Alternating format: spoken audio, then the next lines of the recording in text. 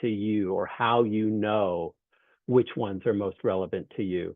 And then we're going to switch from the sort of the regulatory piece into the food safety planning piece, which is the part that you as growers have more control over. So it's, in many ways, it's how you respond to some of the expectations that are out there related to food safety. And so the second half, we'll get into food safety planning, why you might have one, what might go into it. And then we'll do some Q&A and try and talk through any number of the more complicated things that sometimes come up when folks are trying to put into practice good food safety on the farm. So I will turn it over to Arabelle for the first half. Okay, cool. Lauren, you can go to the next slide. So as Vince mentioned, we're gonna try to I think talk up here, and I'm gonna give sort of a theoretical foundation of the basics. What is the regulatory landscape? How do you figure out which laws apply to you and in what context? And then I think in the second half of the presentation, we'll bring that down to earth and sort of talk through some of the common questions and scenarios that come up. And I just want to emphasize that I think part of what makes small farm food safety a little bit challenging is that it's very farm specific. So I can talk you through the formation of all the laws and regulations, and you'll probably still have questions about your specific farm and your specific practices at the end of that. So yeah, just bear with me while I sort of go through this theoretical overview. So when it comes to food safety regulations in the produce space, I like to think about it as two buckets, basically. So on the left side of my screen, I have the Food Safety Modernization Act, otherwise known as FSMA. And then on the right side, we have Good Agricultural Practices, which we often refer to as GAPS by its acronyms. So FSMA is a federal law. So FSMA applies to all farms. And because it's a law, it means you have to be compliant, right? Otherwise, you're breaking the law. But FSMA is broken up into three categories that are sort of covered to different degrees. And so a lot of farms receive exemptions, or what we call partial or qualified exemptions. And then there are some farms that are fully covered, so you have to be fully in compliance. And I'll get into that a little bit later. And FSMA is mostly being enforced by CDFA. So although it's a federal law, California Department of Food and Agriculture has been tasked with the enforcement of FSMA. So if you or your farm has ever received a call from the CDFA produce safety team, they're inquiring about FSMA and gathering information. And we use the word inspection when we talk about FSMA. Inspection is like what we use to refer to the people who come to your farm to enforce a legal standard. So on the other hand, there's GAPS, Good Agricultural Practices. And GAPS are either voluntary or they're buyer mandated. So many farms want to be practicing GAPS, right? It's essentially a set of best practices or recommendations about how to keep people safe, right? We don't want to spread foodborne illness. And so practicing GAPS can be something your farm chooses voluntarily to take on, or it can be mandated by the buyer. So there's different levels of GAPS standards, but similarly to organic certification, you can be audited or certified to a GAPS standard. And so those two things are very different. CAF, and I think in general in the small farm field, we recommend that small farms are practicing GAPS and have at least some kinds of food safety record keeping protocols. But of course, being certified to the standard, that's a requirement that will require a lot of things and paperwork. And filling out a food safety plan and having food safety protocols for your farm, that can be voluntary. So those will be different. There are multiple types of GAP audits. As I mentioned, there are a couple of different standards depending on which certifier you use. And then there are also multiple certifying entities. So a lot of farmers use USDA can do GAP certification, basic GAPs. But CCOF, for example, We'll do a harmonized GAP standard. So if you're getting certified organic through CCOF, you can also in the same visit have them come certify you to a harmonized GAP. So the certifying entity changes. Next slide. Lauren, are you in there? Oh, thank you. Okay. So when we talk about small farm food safety, there are sort of a specific set of categories that I would say encapsulate the regulations and standards for both FSMA and GAPS. Those are water. So we're thinking about both your production or pre-harvest water, the water you use to irrigate basically, and then your post-harvest water, so what you use to wash your produce. Soil amendments, so anything being applied to the soil, compost, fertilizer, etc. We're thinking about how animals interact with your farm. So both, maybe you have like work animals or you have a dog or wild animals as well, and if they're coming onto your property and in what ways.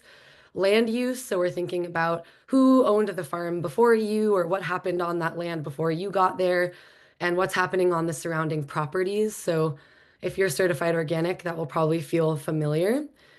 We talk about equipment and tools. So what are your tractors doing? What are your vehicles doing? What are your hand tools doing? How are those things maintaining their cleanliness as they're touching produce? Um, let's see, worker health and hygiene. So how are you training your employees to wash their hands after meals, using the restroom, employee training standards, and then record keeping, which is a very important part, as we all know, of a lot of agricultural regulations. So those are our main buckets we're going to be thinking. And you can go to the next slide. Thanks. Okay, so once you're like, okay, I know the regulations, so I have FSMA and I have GAPS.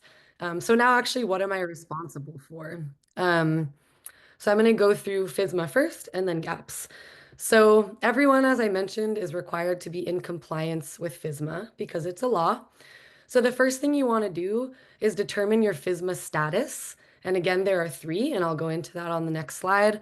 But once you clarify your status under FSMA, you understand the level of compliance required of your farm, and then you'll be able to move forward with specific steps that match your FSMA status. If you're a fully covered farm under FSMA, you must have a food safety plan. So that's voluntary for the most part. Unless you're a fully covered farm, you must have one. And then you have to have one person on staff at your farm who has completed an accredited produce safety training. At the moment, there's only one, so it's called the PSA, Produce Safety Alliance. CAF is actually working on creating another one, but that's in process. So one person who's actively working on the farm has to have completed that course. And then in general for FSMA, it's best practice to have your farm name and your address, the physical address of the farm listed at all points of sale. So if you're at the farmer's market, you want it on your little banner behind your stand. If you have CSA boxes, you want a little sticker on your CSA boxes that has the farm name and your address. If you're selling to restaurants, same thing, right? So farm name and address, those are some high level requirements for FSMA. Moving over to GAPS. If you, are trying to move forward with practicing GAPS, you want to be creating written standard operating procedures, which we also call SOPs, that really capture the unique systems of your farm. So I'm going to talk about where to find templates for some of these SOPs, right? Like, I don't expect you to be creating all of this stuff from scratch. That's why I'm here. But you do want to make sure it lines up with what you're actually doing on the farm. So that's a place for you to really hone your processes and get those written down in a way that you can train your employees and make sure your processes are replicable. Another part of GAPS is you want to start keeping a lot of records. So you want to keep your water test results. If you're testing your pre-harvest or post-harvest water, keep those when they come in. Great to have a binder with that stuff in it. You want to keep certificates of analysis for compost or any inputs you're applying onto your crop beds. And then you also want to keep employee training records, especially around hygiene. So when you get new employees and you educate them on when they should be washing their hands, what are the sanitation practices in the pack shed or before they're going out to the field to harvest, you want to write that stuff down and put the date on it to start having a record of when you're training your employees on those things. And then finally, um, I sort of feel sometimes that food safety is like a state of mind. And part of that state of mind is that you're thinking through all the different ways that there might be bacterial contamination happening on your farm. And again, that's different for every single farm. So if you're farming next to a forest, you have deer or birds coming onto your farm, that's a different contamination risk than a farm that is irrigating using untreated canal water or surface water that might have bacteria, right? So you're trying to think through, given those categories of food safety that I mentioned before, like what are all the ways that I might be looking out for instances of bacterial contamination? And then what would I do if those were to happen? And that's sort of the food safety state of mind. So we're going to go to the next slide. I'm going to talk a little bit in detail about FSMA. I'll talk a little bit in detail about gaps. So you can go to the next slide, Lauren. Thank you. Okay, so these are small. Hopefully everyone can see the text, but I've pulled out the main points. These are also available on CAF's food safety website. But these are some one-pagers on the different FSMA statuses. So we can start with this blue one up in the top right corner. That's fully exempt farms. So your farm is likely fully exempt from FSMA if you gross less than $32,000 a year in sales. So that's again gross, so very small farms. Or all of the crops you grow are considered rarely consumed raw. And there's an FDA list of these rarely consumed raw crops. It's not just your best guess. You actually want to look up the list and ensure that everything you produce on the farm is rarely consumed raw, which I would guess is probably unlikely for a lot of the folks in this room who might grow, lettuce, carrots, a lot of the like common mixed vegetables grown in Northern California are consumed raw. So you wouldn't receive that exemption. So in general, you're going to be fully exempt if you're a super tiny farm and you're selling less than that 32,000 number. We'll skip over to the left side, this green box. So these are fully covered farms. So you have no exemptions from FSMA. You have to be selling more than $638,000 in gross, and majority of your sales are to a distributor as opposed to the end consumer. So these are for those slightly bigger farms. So if you're a farmer's market farm and you're selling more than 638,000, you are covered by FSMA, right? You have to have both of those exemptions to be exempt. And then in between of those two, we have qualified exempt, which is this purple box at the bottom. So to be qualified exempt, which I imagine many farmers in here are, you have to both be grossing less than 638,000 in gross sales, and the majority, as defined as 51% of your sales, have to be going directly to the end user, which I like to think of as the person eating the stuff. So if you're selling all of your produce at the farmer's market, 100% of your sales are going to the end user because the person buying the food is the person eating the food. And this is different from selling to a distributor where you're going to sell to someone who's going to then sell the food again, which FSMA understands to be higher risk because the food is changing hands multiple times. So I know that's a lot of information, but these are the three different statuses of FSMA. And it's very important that you understand your status because that's going to inform your next steps for how to get in compliance. And this law was designed to, I guess, give the least burden to small farms. So the idea behind this is that smaller farms should have to do less, basically to get themselves in compliance with FSMA. Next slide. Cool. So yes, I see a question in the chat. Is the sales threshold for the whole farm For example, flowers and vegetables, or just, oh, the edible food. It's for the whole farm. Yeah. Anything you're selling, so gross sales in general, of course. Okay, so what am I responsible for? I've figured out my FSMA status, and I'm fully covered. So we'll start on the left. One supervisor or manager, as I mentioned, must complete the PSA produce safety training. So I recommend to farms sign up for that right away. They don't do it that many times a year. Get on board with the PSA produce safety training. You must be giving formal training to your employees on health and hygiene. So if that's something you're doing ad hoc or you're just like mentioning it when a new crew member comes on board, it's time to formalize that process. You want to test your agricultural and post-harvest water. You want to acquire certificates of analysis for your compost and other inputs and start keeping records, as I mentioned. And then you want to keep record of when you're cleaning and sanitizing all of your farm equipment. So weeding tools, harvest tools, crates, even sometimes tractor implements.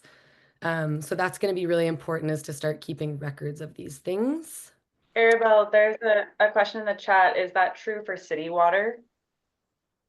Yeah, good question. City water is a unique case, but you definitely want to understand what your water situation. And so if you're using municipal water, the likelihood is that's already being treated, right? Because it's going to civilians' households or whatever.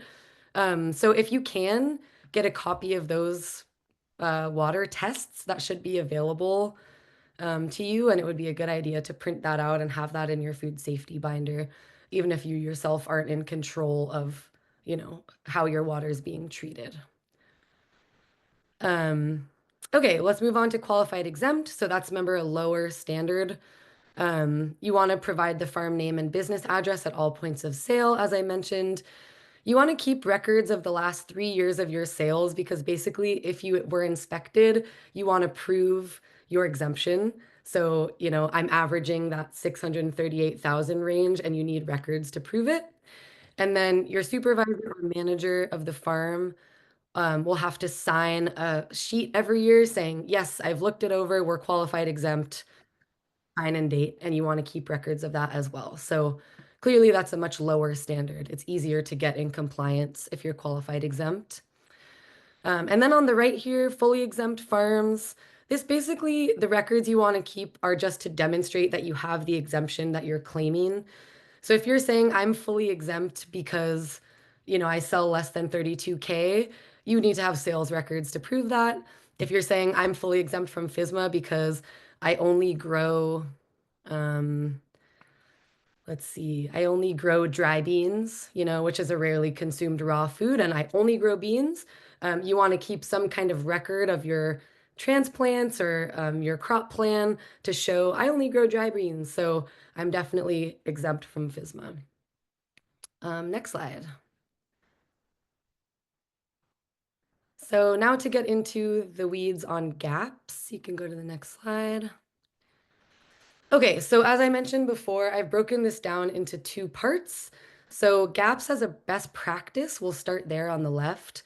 And this is really what I'm going to get into with Vince in the second half of the presentation. But gaps as a best practice, that means that your farm is doing this, for the good of your customers or the good of your buyers and to keep them safe.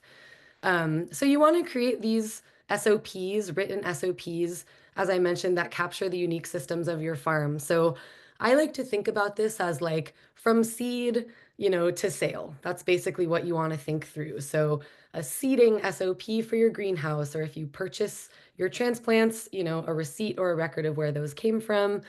When do things get transplanted into the field? When are you applying inputs and fertilizers? What are your post-harvest processes? So how do you harvest things? How do you wash them? How often do you sanitize your crates? Yeah, start keeping good records and writing down some of your farm processes into that food safety binder. You want to start keeping your water test results if you have them.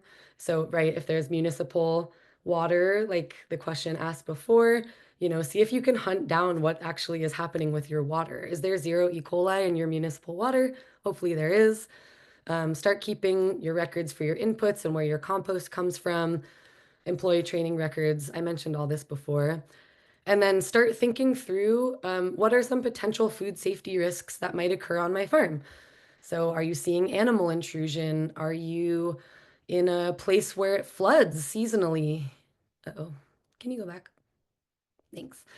And what happens if it floods? You know, what do you do to make sure that your crops are safe and not contaminated with bacteria?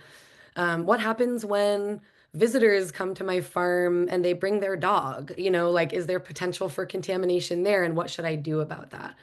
So you're thinking through these 5 key areas and how they apply to your farm specifically. And then over on the right side here, GAPS has a buyer requirement. So you're trying to sell to a school district or a distributor, maybe Coke Farm, who requires GAPS in order to sell to them. And this is a very different process. Basically, you're going to want to figure out what level of GAPS the buyer is asking you to certify at.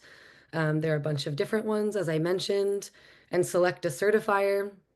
It could be USDA, could be CCOF, Primus Auditing, another private company like that.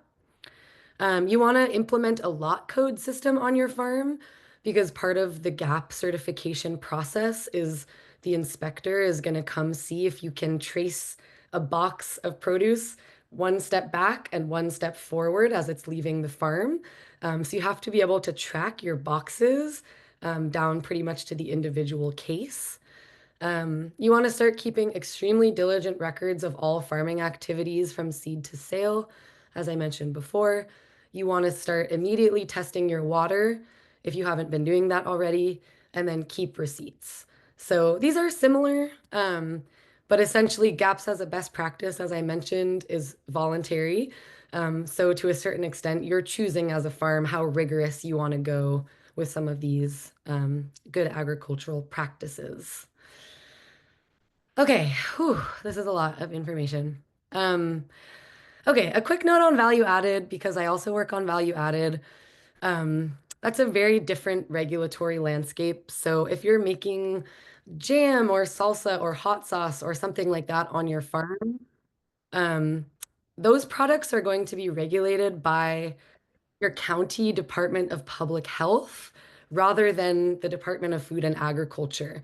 So the regulations look very different based on your specific county.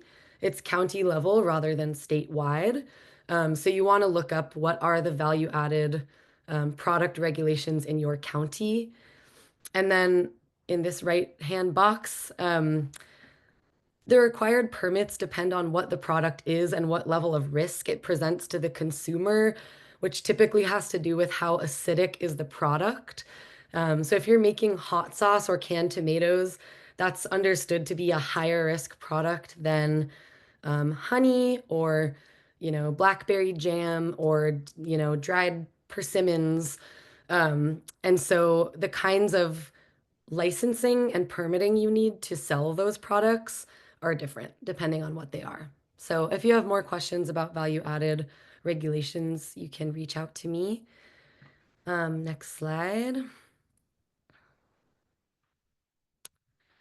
And then since I know a lot of you are coming here through AIM, I'm assuming a lot of you sell at the AIM farmers markets. So I just wanted to touch on farmers market specific food safety. Food safety rules are set and enforced by the individual farmers market. So you should check with your market and maybe your market manager about food safety requirements. I know AIM has its own, little booklet for farmers who are selling at the AIM markets. And your market manager is a good point of contact if you have questions about food safety at the market. I pulled these other 3 quotes from the AIM seller manual. So essentially AIM is saying participants must comply with local, state, and federal health laws. Participants must maintain their stall space in a clean, safe, and sanitary manner. I think an important piece of food safety at the market is participants must display and store all food at least 6 inches off the ground. I used to sell at the AIM markets, and I've seen this a lot, is people putting crates directly on the floor, which really isn't a good idea. So you want to be putting your crate on top of another crate and just making sure there's a gap there. And then there's another set of laws as well if you're giving out food samples. So if you're a, stone food or berry grower or something, you also need to research the local regulations for sampling. And then in general, if you're working the market, wash your hands after you eat, wash your hands if you smoke cigarettes, handle money. You want to just make sure every time you're touching the produce, your hands are clean. And I'm seeing some notes from Lauren in the chat. Do you want to talk about that? Yeah, I was just reiterating that those are their county regulations, and if the health inspector comes to the market, those things will matter not just to AIM but to the health inspector. So specifically the 6 inches off the ground and the hand washing stations for people who are sampling at their booths, those are things that the health inspector looks for as well.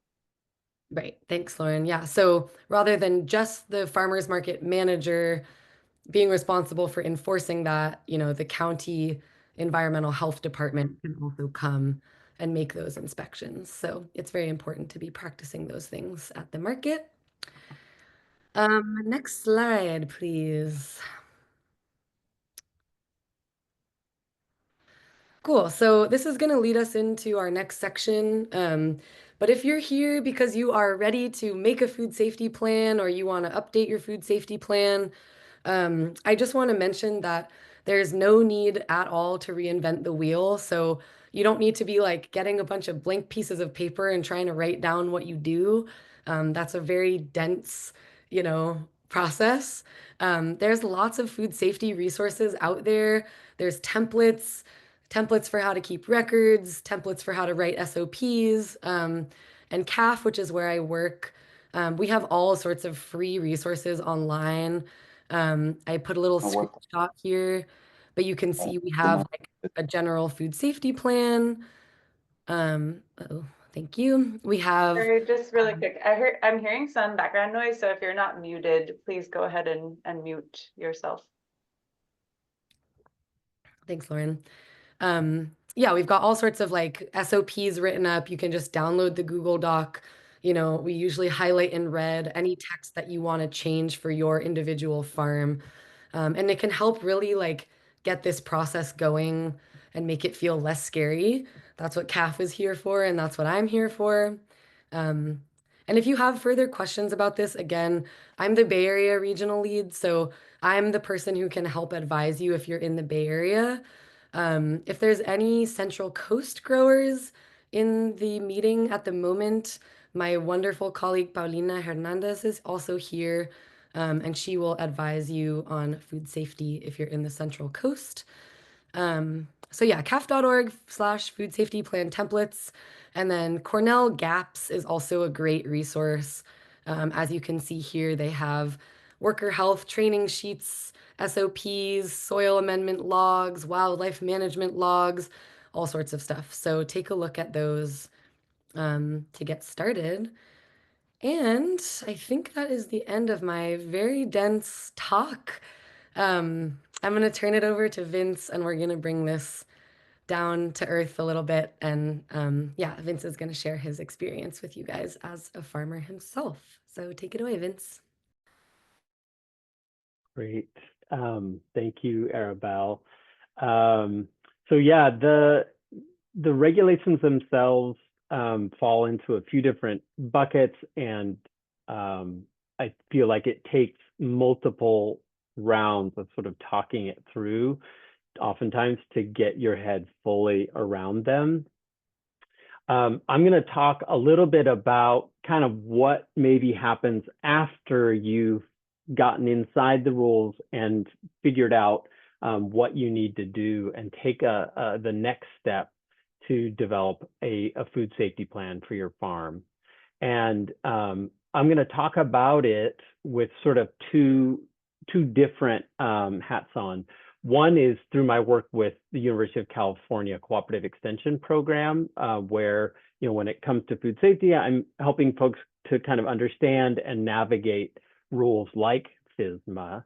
But I'm also going to talk a little bit today as a grower.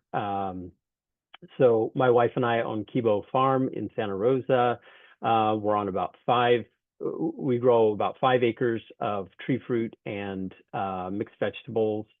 Most of what we sell goes to restaurants. We work very closely with a distributor in the area. And as a grower, my job is to produce safe, healthy, high quality produce for customers. So as I talk about making a food safety plan, I'm going to draw a little bit on my experience working with other growers, and then I'm also going to talk from my experience as a grower. So Lauren, can we go to the next slide? So why write a food safety plan? As Arabelle mentioned, if you are fully covered by FSMA, that is going to be an expectation. But for a lot of farms still kind of on their food safety journey, there are a lot of reasons why they might talk themselves out of writing a food safety plan. And these are some that I hear all the time. I'm too small. What does it matter? I'm just doing my thing over here. Maybe they've determined that they're fully exempt, and therefore, I'm not obliged to have one. There's no regulator who's going to demand one from me. Sometimes farms, skip over writing a food safety plan because they already feel pretty good about their practices and don't think that they need to spend the time putting it down on paper. And then sometimes, let's be honest, it's just frustrating to have one more thing to do that feels like it's been imposed by somebody else. Farming is hard enough as it is. So I don't know if any of these sound familiar to any of you, or if when the subject of food safety comes up, any of you have heard these voices in your head. But I can tell you why we as a farm wrote a food safety plan. One of the reasons is that we kind of fall in a strange space as regards to FSMA. And so I think, through one eye, you could see us maybe as being partially exempt, but maybe through the other eye, we look like we're fully covered. And because of the ambiguity, it feels just better to do it and sort of cover our bases. Another reason why we wrote one is that we actually were asked by a couple of buyers. We're going through our checklist. Can you tell us, do you have a food safety plan? And I can't say that we would have lost that buyer if the answer had been no, but clearly the fact that they were asking communicated to us that it's more, having a food safety plan is more likely to open doors to new markets than, say, close any doors. And I think it's important to note that when FSMA was being written and when the federal government was sort of starting to communicate about it, one of the messages that came through very clear was that enforcing FSMA was going to be a big task, and that the federal government's hope was that a lot of these food safety expectations were really going to be enforced by buyers. In other words, buyers would increasingly feel the pressure to be able to demonstrate to their customers that what they're selling is safe, and that they would turn to growers and demand food safety plans and gap audits and that sort of thing. And so when we started to hear buyers asking, it was a pretty good sign that maybe we needed to do it. The third reason why we wrote a food safety plan is that the plan actually really helps us because it forces us to think about our systems and do some deliberate planning. So instead of just falling into habits that we sometimes do and sometimes don't do, or maybe he does something different than I do, writing the food safety plan gave us a way to think through some of our different procedures from start to finish, and then work with everybody on the crew to make sure we were doing the same thing. Our farm is pretty small. At peak season, we've got 5 crew members, and we don't have somebody who's always in the pack house and somebody who's always in the field. Everybody does everything. And so that means that we needed a way to ensure that everybody's on the same page doing the same things, no matter who's in the pack house or who's in the field. So Vince, those are the interrupt reasons. you really quick? We just had a question. What Yes. if I don't speak / write English? Would a plan in my language work? So I see Arabelle nodding, and I'm guessing that, you know, the regulatory bodies are, you know, that's the obligation is on them to be able to work with you and your language. So if your language is something other than English and you write the plan in that language, they're going to meet you there. Arabelle, any other comment on that? That's my understanding as well. I haven't encountered that yet with FSMA inspectors, but certainly for gap audits, I was just writing this in the chat, but I think it really depends on who your buyer or inspector is. So if you speak Spanish and you're selling to a buyer and you communicate in Spanish, you know, I think feel free to write your food safety plan in Spanish. And then there's definitely gap auditors at the USDA who are bilingual. And my colleague Paulina, who's also here, she supports farmers in writing fully Spanish language gap food safety plans for gap audits. So yeah, maybe Paulina, she just wrote, the plan would work in your language, say for example in Spanish. However, the plan would have to be in English in general. I'm Right. confused. And sorry to overstep, but yes, the food safety plan could be in Spanish, and it would be great to have it in Spanish, show the farmer if they only speak in Spanish and read in Spanish, but you would also have to have a plan in English. Yeah. Okay, great. Thank you so much. I didn't know that. Thanks. Thanks, Paulina. So Lauren, if we go to the next one, yeah. So I gave you some of the reasons why we took the step to write a food safety plan. This is the process that we went through in developing that food safety plan. And first thing we did was sit down with some of CAF's great materials, their food safety plan template, and another tool that they have, which is called the farm risk assessment. And the farm risk assessment is really just a series of questions asking about different things on your farm in those categories that Arabelle mentioned earlier. What's happening with land use? What was on the land before you were there? What's happening with your septic system? How close is it to, you know, production areas, and is it in good condition? Questions about chemicals and labeling, questions about training employees. I think that most growers have a sense of maybe where they're doing well and where maybe they have room for improvement, or just room to maybe standardize things and be more organized in how they approach a certain system on their farm. So the farm risk assessment is kind of speaking aloud the things that might already be running through your head. I'm pretty sure we're good with this and this and this, but yeah, that's probably not cool. We might need to do something different there. That's what the farm risk assessment kind of helps you to do. So we took those materials and we just started plugging in the practices that we were already doing. And then along the way, we made some tweaks. We changed some of those practices.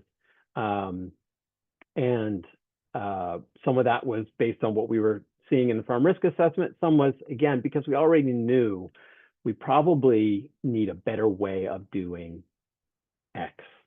You know, I'll give an example. You know, we always wash our harvest knives after a harvest day when everything is packed and put away. But it was kind of ad hoc and usually involved a bucket of water and a glug of bleach.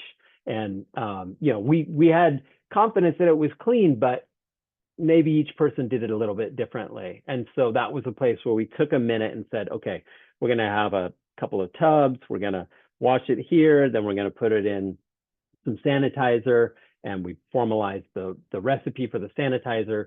So it just, it became that moment where we sat down and thought through things enough to be able to put it down on paper. Then the really important thing, we ran a season on the plan, and we saw where did the things that made sense to us on paper really work, and where were the things was like, what are we thinking? Like, we can't do that every day, or, you know, what are we thinking? That's too many steps. Like, there's an easier way to do this. And so then that winter, after we ran a season with our food safety plan, we changed some things. We you know, updated it and ran another season. I remember between seasons, there was an instance where we had sort of put down some expectations around hand washing for employees.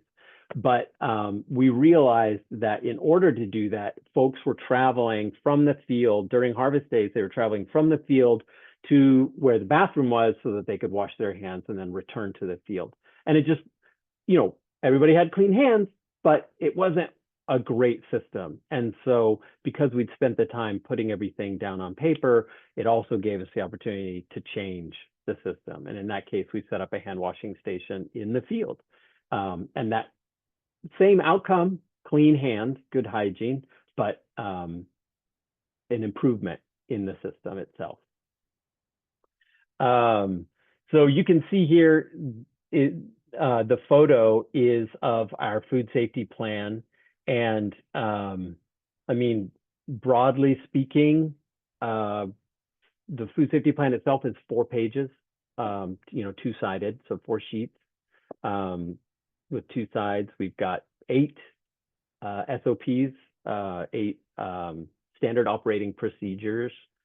We've got a section where we have blank logs for different procedures, where we capture when something's been done, as well as the historical logs, because from season to season, we'll like take one log and retire it and start a new one. So we keep the old ones there.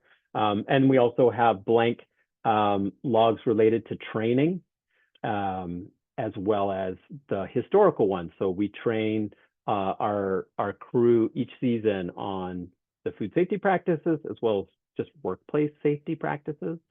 When we do those, we have a date, we have the employee sign, and from season to season, those logs go into the binder. So it's not a big binder, and it's not a ton of paperwork, but it's something that were we to need to demonstrate compliance or be able to explain to anyone what our practices are, there it is. So if we can go to the next slide.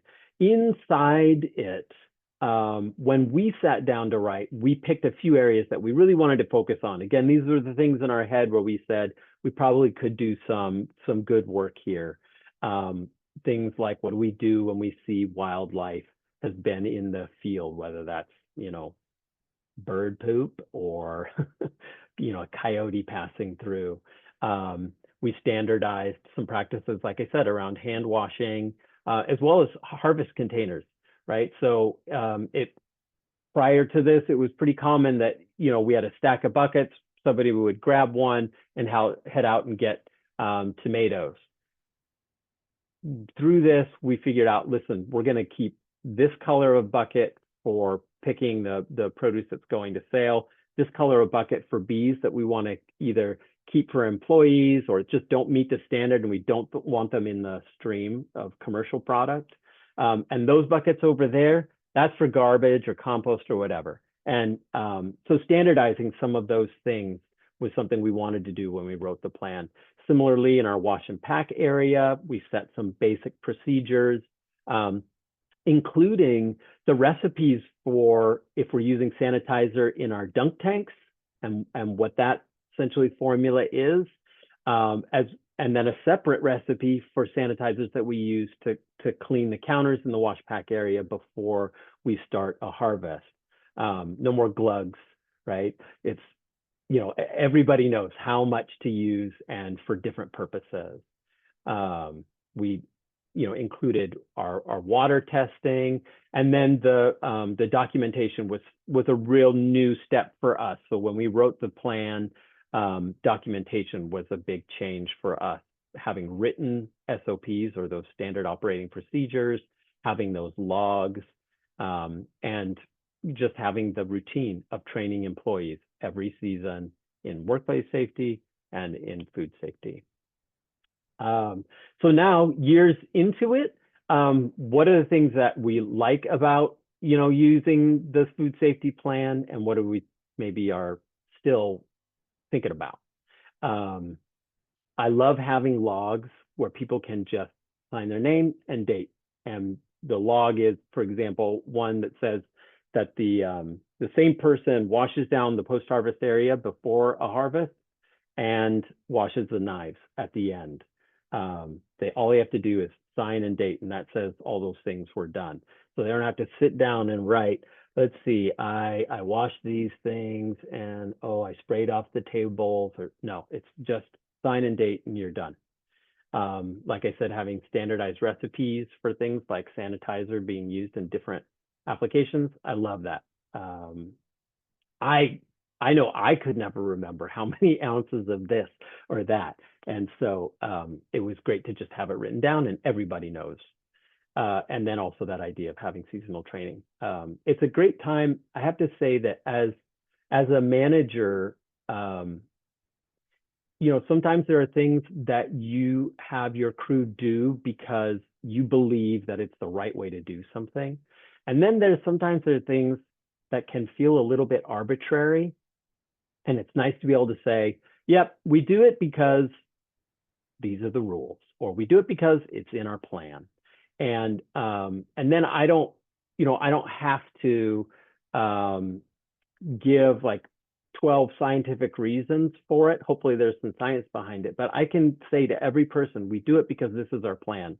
And if it's not working, we can all collectively sit down and think of a different way to do it and change the plan, but we always have that plan to go back to. And then some things maybe that we're still working on or thinking about, our routines around sanitizing our crates, and then logging our amendments is something I know we can improve on. Just capturing when and how much we use for different purposes. So that's kind of a snapshot of our plan and how it serves us. Our thinking, if we go to the next slide, our thinking was to do a little bit of a role play with Arabelle and I, with me playing a grower and Arabelle playing the expert that she is. And to throw some questions at her that I've dealt with other growers that I see coming up, in other places, or things that have come up for us in the past. And so we're going to ask a few of those questions, and then we're going to open it up for the group to ask your questions. I think we're looking at about another 30 minutes ahead of us. So we're going to take maybe 10 to do our little role play, and then we'll open it up for you guys to ask your own. So we're going to use the framing of those categories, right? Remember, Arabelle said that whether we're talking about FSMA or voluntary gaps or a third-party audit of gaps, they all tend to cluster practices around water, soil, animals, land use, etc. We're going to use that as a little bit of a framing, and I'm going to bang right out the gate. Arabelle, thanks so much for coming to the farm. It's great to have you here. Whew, so many questions. Water. This is a big deal. How do I know if my water is okay? Like, if I test it, how do I know when I look at the test that my water is good? Is there a standard? What is it? Yeah, are you, Vince, asking about your irrigation water or your wash water in the pack house? Let's do both. Is Okay. there a different standard for both, Arabelle? Yes, there is. Okay. Okay, so we'll start with pre-harvest water, so your irrigation water. And essentially, the first step is to consider where your water is coming from. So you want to think upstream, and you want to be thinking about basically potential bacterial contamination and water quality in how that water is traveling and arriving at your farm. So if you're using a private well on your farm, you want to probably test that water and understand what is going on bacterially, but it's traveling potentially through closed pipes all the way to your crops, so there's the least likelihood of bacterial contamination through your pipes and your drip line. If you're using surface water or canal water, that's the most likely to be contaminated. So you want to be sort of giving that an extra critical eye, and maybe you want to be testing your water more often. You also want to consider how you're applying the water to your crops. So are you using overhead irrigation on lettuce, where you're going to eat the part of the vegetable that the water has touched? Or are you drip irrigating a tomato? So, that's a lot lower risk. That water is going through closed conveyance onto the soil surface. It's not touching the edible part of the crop. So that's going to be probably lesser bacteria contamination risk. And basically, you get an exemption from having to do this like assessment of your water system if you can prove that the water that you're irrigating your crops with meets the standard for post-harvest water, which is 0 detectable E. coli. So if you're testing your post-harvest water and your agricultural water, and they say they have 0 E. coli, you're in pretty good shape. Yeah, I could go into, I guess, more details about this, but essentially you want to be doing a visual assessment every year on your water system. Make sure your well cap is on well, it's not rusty, you're not using pipes that are damaged, just to make sure you're visually assessing that the system is in good working order. And as is true of everything with food safety, write down your observations as you're looking through your own water system on farm. And then again, keep these water test records. So yeah, I guess I'll talk about post-harvest water really quickly. Post-harvest water has to have 0 E. coli. So if there's ever E. coli, you must cease using that water immediately to wash your crops, and get sort of a mitigation plan in order, which might be, using some kind of bleach or something that's going to be treating the water. Again, keep an SOP for that and keep records. If you're using untreated surface water to irrigate your fields, they recommend, since that's the highest risk water source, to be testing 4 times a year of that untreated surface water. However, if you're coming in consistently at 0 detectable E. coli, you can switch to once a year annual testing. And then anytime you fail a water test, right, you have E. coli coming up on your water test, you need to discontinue use of the water right away, treat the water, reinspect the system, and then get back on that 4 times a year testing regimen. So that's pretty complicated, but ideally you would have 0 E. coli in any of your water. And so let's say I have 0 E. coli, because I should. Mhm. Do I still have to put something in my wash water, like in my dunk tanks? Do I have to put something in there? Yeah, great question. If you can prove that your post-harvest water has 0 E. coli, you're good. That water is clean, right? That's meeting like a potability standard. It can be a good practice if you feel moved to do so, to put a little bit of like diluted bleach or Sanidate, or a very highly, highly diluted sanitizer product into wash water. And again, this is usually recommended for higher risk crops. So probably folks are aware that, if you're doing cut salad mix, that's a higher risk crop for bacterial contamination. So you could put diluted bleach into your wash water, but you don't have to. As long as you have 0 E. coli, that water is clean and it meets the standard for washing produce. Okay, enough about water.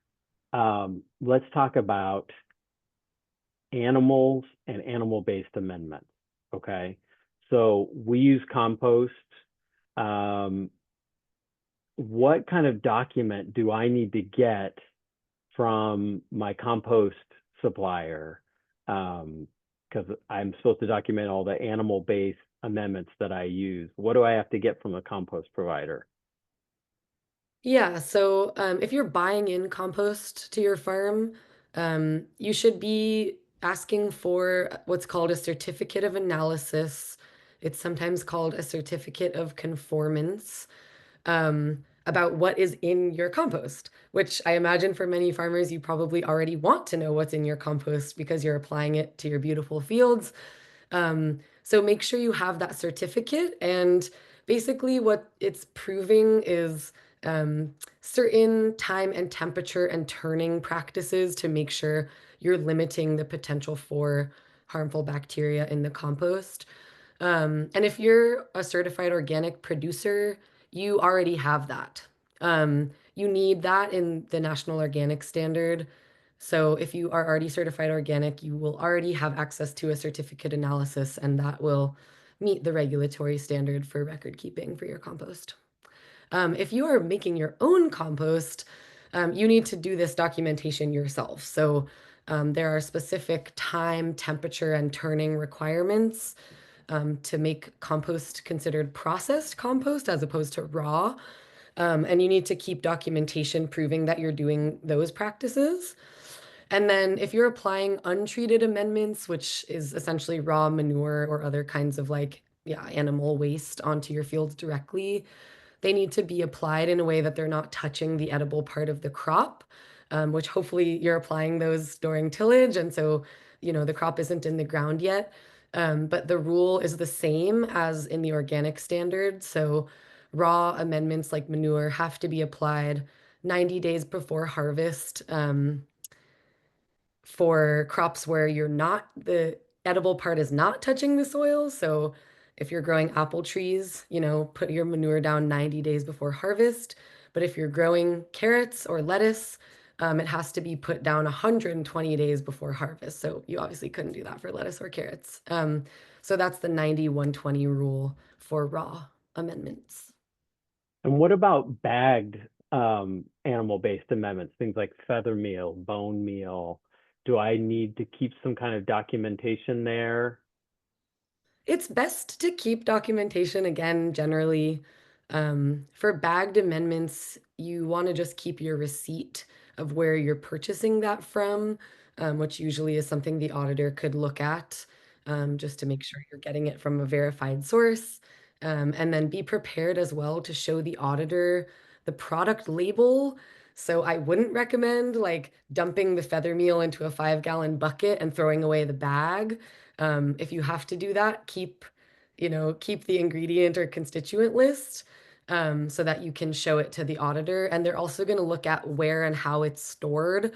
You don't want rats crawling into your feather meal, so they're going to look at chemical and input storage and make sure that's happening in a way that limits contamination. Okay, enough about animal stuff. Let's talk about containers. Okay, let's talk about crates and buckets and things. I hear a lot of talk about stuff touching the ground. So is it okay if I have buckets that I'm harvesting into, and those buckets sit on the ground, and then I tip those buckets into a box that's going to my customers? Yeah, it's a great question. So the standard basically articulates that you want to avoid contact between vegetables and bins and the soil. So vegetables and crates and the soil as much as possible, which, um, you know, I think that's for each farm to interpret as makes sense for them. Um, but a way to minimize that soil contact is to use solid bottom crates or buckets as you're describing, if you're going to be touching the soil directly with that harvest container. So yeah, rather than having a perforated crate touching the soil where the soil can get in and touch the produce, it is better practice to have that solid bottom bucket or bin. And then another thing I see a lot in pack houses is you have your big bin full of broccoli and you've been dragging it through the muddy soil all morning. And then you're flipping it into your box. And then soil is coming from the field and getting dumped into the box. So in that process, again, we're trying to minimize food safety risk. And so creating some sort of practice where you can move the broccoli from the bin into the customer box, trying to get as little soil as possible, ideally no soil, into the box that's then going to the consumer. And what about just field packing with boxes in the field? Yeah, so you are allowed to field pack. The boxes will probably be touching the ground. I recommend to farmers that you use like a plastic liner if, again, there's not like a solid surface between the produce and the soil. So if you're using a perforated box, I recommend using a plastic liner in there, and that's going to keep the produce, there's a barrier between the produce and the soil. When I used to field pack lettuce, if it's muddy or wet, rather than dragging the boxes along, dragging boxes usually not a best practice for food safety. I would like put a harvest crate upside down and then put my box on top of it. And then that's creating even more of a barrier between the soil and the crop. So that's another recommendation, especially if the soil is wet or, clay or sticky where it's going to get stuck on the box that's then going into your fridge. And that can cause soil contamination. Awesome. I think I'm good. So there are no end to the questions. I feel like part of the reason why oftentimes growers are reluctant to engage with food safety rules or reluctant to start writing a food safety plan is because they feel like they don't know what is allowed and what isn't allowed. Is this okay? Is that okay?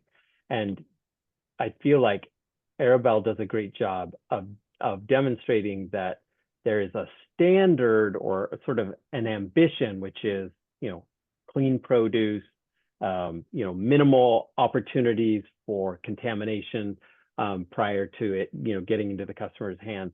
How you get there, there are options. There are some different things. There are some best practices, but there are a lot of different ways to do it. And what's important is sitting down and working out a system that makes sense, that honors that basic principle.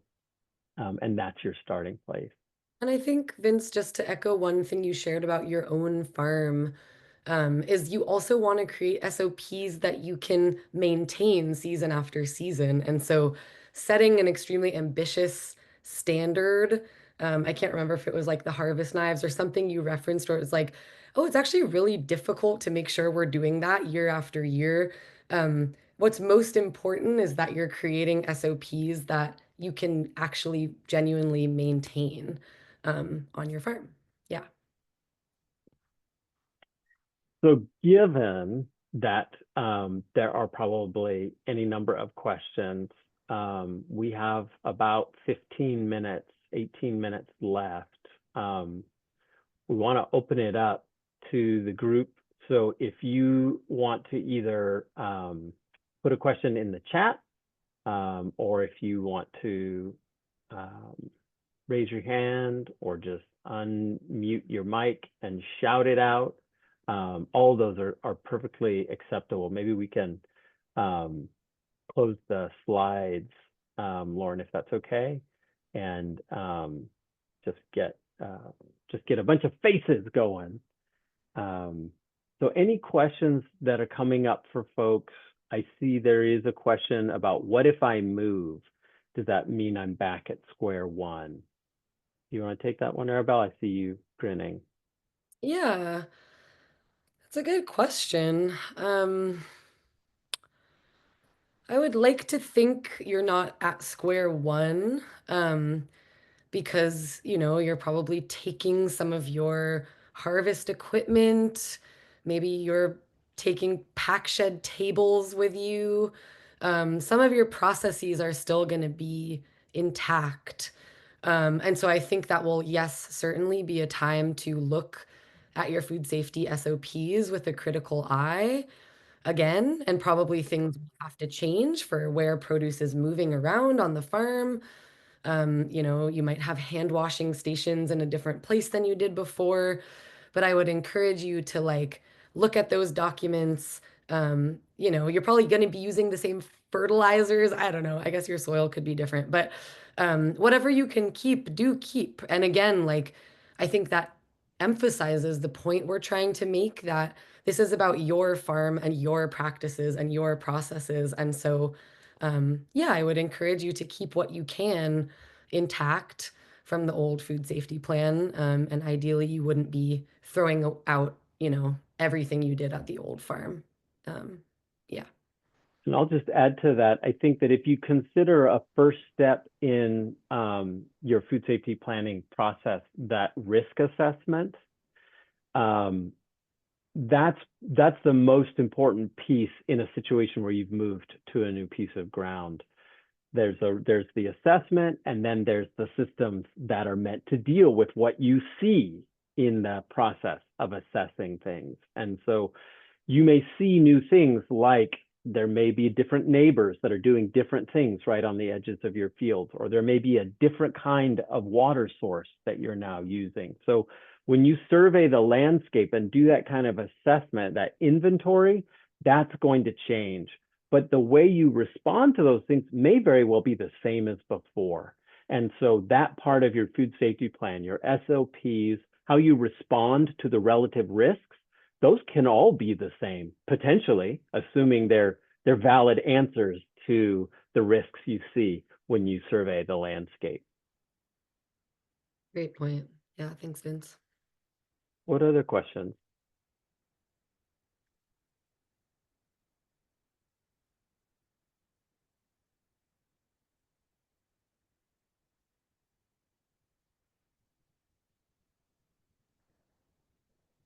Okay, I've got a question. Everybody else, think of your questions. Arabelle,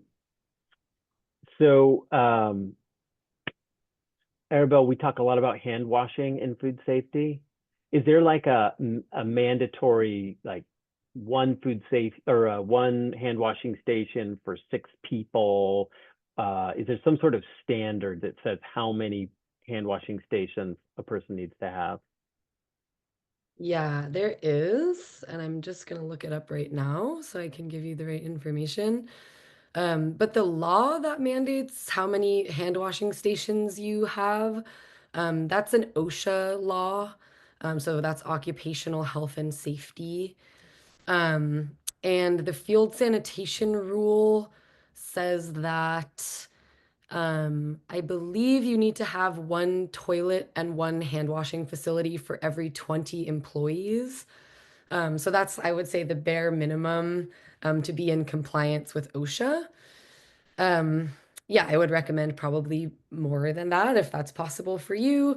And then those have to be within a 1/4 mile walk from the field crew. So either, you know, your farm is small enough that that makes sense. You have 1 hand washing station and 1 porta potty in the field, or, you know, your restroom and hand washing facilities are portable and they're traveling around with the crew.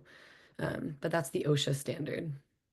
And then, yeah, hand washing water needs to also be potable.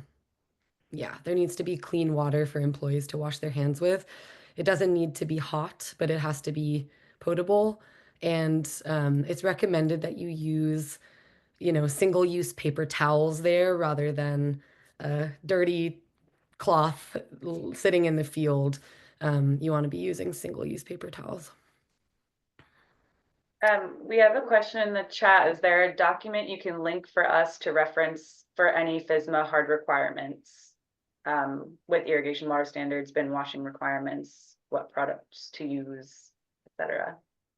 Yeah, I mean, again, that's going to depend on your FSMA status. It sounds like maybe you are guessing you're in the more covered end of things. So I will dig that up really quickly, and maybe Vince, you can take the next question. It looks like someone's asking how much a hand washing station costs. And there's lots of different ones out there, but I think we probably spent maybe $35, maybe 40, on a soap dispenser and a jug that we can use in the field. So we just make sure that it's potable water in there and that we're changing it regularly. It's nothing fancy, but it does the trick.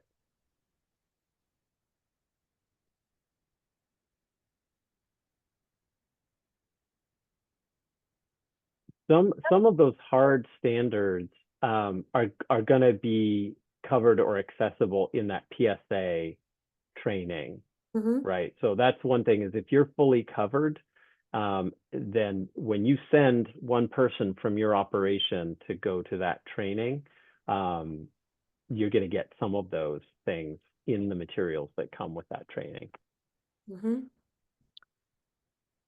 And then in response to, whose question was that? About the hand washing station. I have a good resource that I can share as well, of like a pretty cheap, just how to construct one. And it's like the design plans with the wood, and you know, how to just get like a water tank and a bucket and your paper towels. I can share that if that's desirable. Oh, I see. The question isn't about a hand washing station. It's about produce washing. Oh. You want to take that, Vince? I'm still looking for this document. I mean, that's a much harder question, because oftentimes it really depends on what kind of produce. You're going to have a different system for washing. Some things you might never get washed. They might be field packed and then cooled. But some things are going to get get pushed through a system. And you see, I mean, at one end of the spectrum, there are machines that people send, crates of produce through, or tumblers that they send root vegetables through. I can tell you, for us, we repurposed IBC totes and basically cut them in half. So you have a food grade plastic tub with a frame around it. We use that for our dunk tanks. And then, a lot of things get sprayed off. And so we use hoses that are rated for food applications. And, hose could be $60 for a food grade hose. Tanks can be pricey, but there are a lot of places where you can get them for free, depending on, like, from food processors and that kind of thing. There's a lot of different ways to do it. There's no easy way to say what it would cost.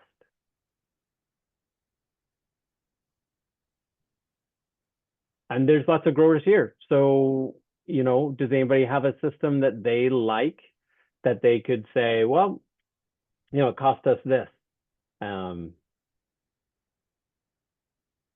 By my count, there's 30 of us here. There's got to be a couple of good produce washers.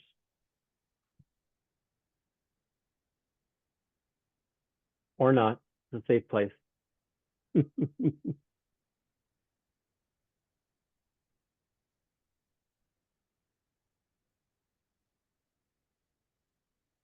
Any other questions?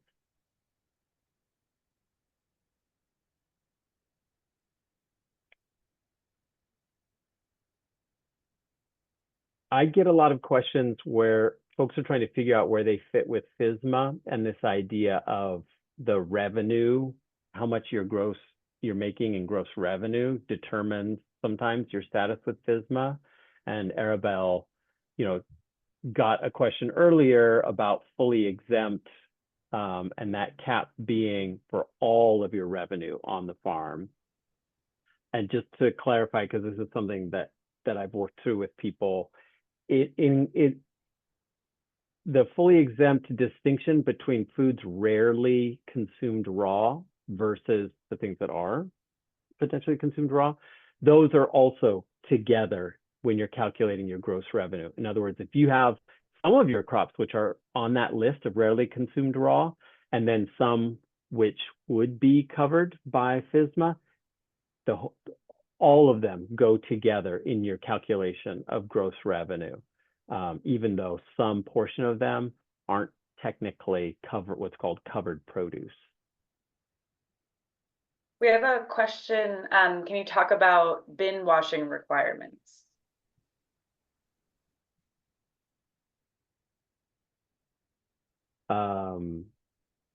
Maybe a little bit more detail on what we mean by bins.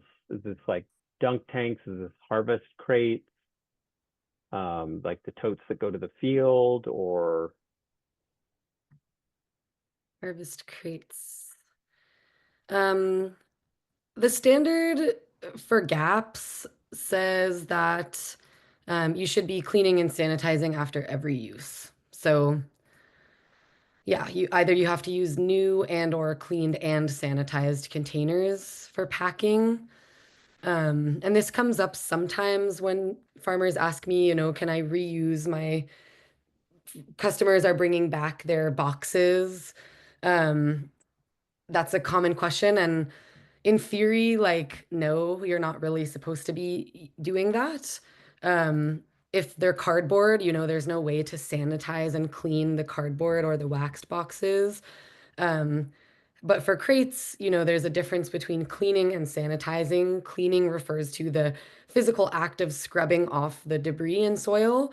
And then sanitizing is usually, you know, you're using a chemical to spray on and sanitize.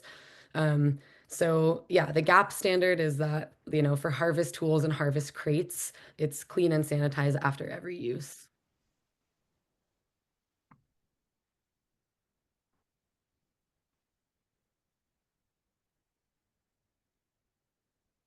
Oh, we have a question about chickens.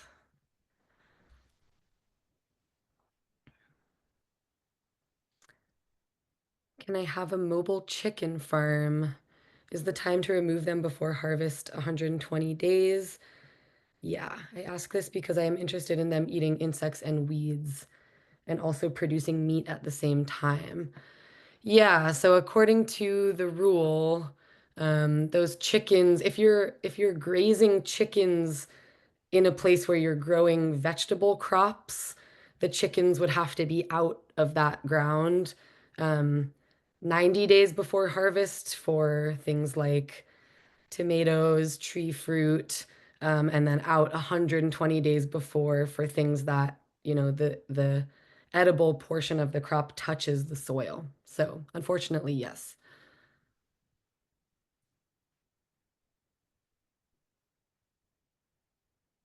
Cool. Thanks.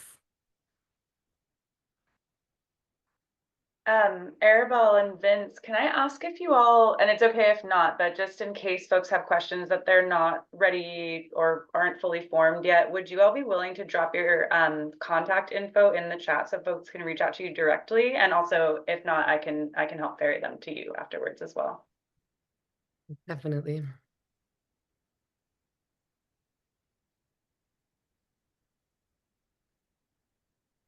Also, just because we're hitting close to the end, we can wait and see if folks have any more questions, but I just want to say thank you guys very, very much for this. This was like a huge wealth of information, and yeah, we're just very lucky to be connected with TA providers who have experience both farming and supporting farmers, and that's what we hope for these webinars, is to get market participants and farmers and everyone just connected to these resources. So I really appreciate you guys and bringing everything and all your experience. Thanks, Absolutely, Lauren. and big thanks to Erendira for providing the interpretation. I'm sorry, we can't provide the content ourselves in both languages, so really appreciate having someone who can bridge that. Thank you.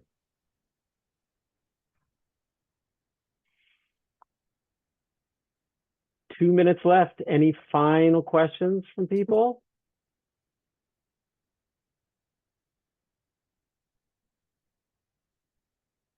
Lauren, you had a link that maybe if you want to put it back in the chat for the survey, I think it got pushed higher up in the chat. I did drop it again towards the end of our towards the end of your talk, but I'll drop it one more time just in case folks miss it. Yeah, it's just a quick survey. Everyone should feel free to, especially, I'll speak for myself, but reach out to me over email or over text or WhatsApp if you have questions. Like, I'm here to answer questions about this. That's my job. And additionally, my team at CAF has office hours, food safety office hours, once a week on Mondays from 3:30 to 4:30 p.m. So if you're curious about that, it's in a Zoom room like this. And if you want the link to that, please text me or email me. And you can always come to office hours once a week. We're available just to answer questions. And thank you to all the farmers who took an hour and a half out of your day today to come be here. I didn't say that before people started checking out, but we really appreciate you guys showing up too.